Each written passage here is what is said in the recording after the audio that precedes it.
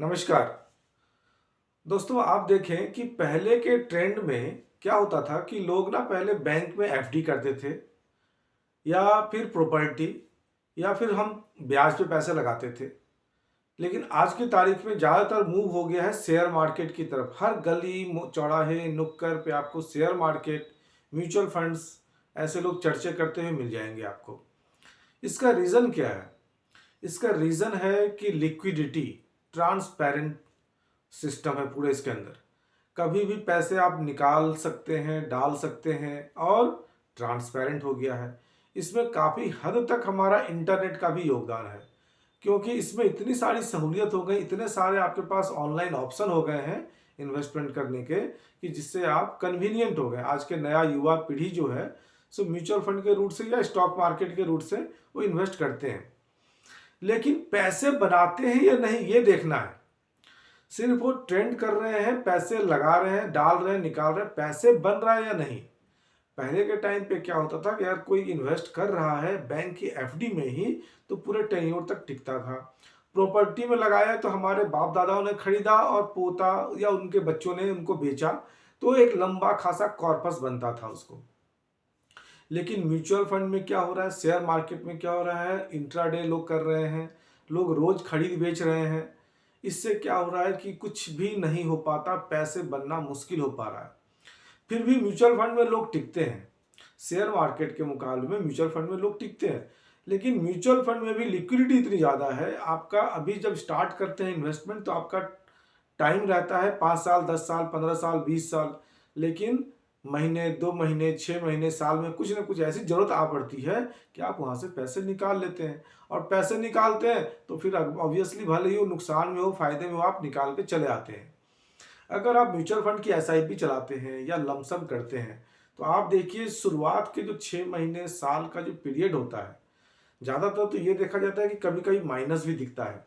तो mutual fund में हमेशा शुरुआत के 2 साल, 1 साल, 2.5 साल ऐसे अमाउंट जगह पे आपको माइनस माइनस दिख सकता है। तो आपको करना क्या है, पेशेंस के साथ उसको टिक के रहना है। सबसे पहले आपको खुद को पहचानना है कि आप लॉन्ग टर्म इन्वेस्टर हैं या नहीं, आप में पेशेंस है या नहीं। अगर पेशेंस नहीं है तो फिर उस तरीके की चीज़ों में इन्वेस्ट ही ना करें जो लॉन्ग टर्म में पैसा बनाने वाला है।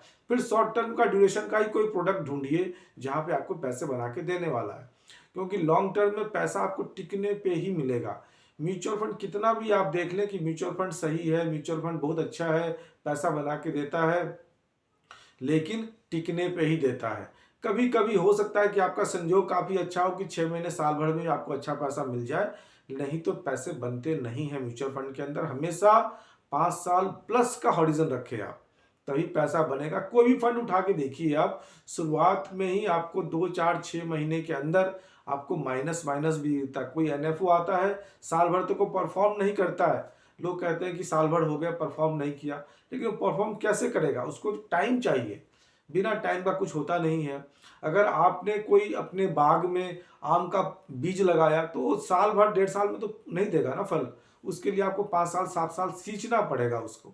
उसके बाद वो छाया भी देगा, फल भी देगा। तो सेम ऐसे ही है, यहाँ भी आपको टिकना पड़ेगा। अगर आपको उसको सींचना पड़ेगा, पैसे डालते रहने पड़ेंगे, तभी जाके एक टाइम पे आपको छाया भी देगा, फल भी देगा। और जब वो बड़ा हो जाएगा, जब आपका अमाउंट बड़ा हो जाएगा, उस टाइम पे आप इसको SWP यानी सिस्टमेटिक विड्रॉल प्लान के जरिए पैसे लेते रहिए। हर महीने पेंशन का जैसा बन जाएगा आपका, हर महीने पैसे आते रहेंगे, आपका लाइफ एक अच्छा खासा निकलेगा।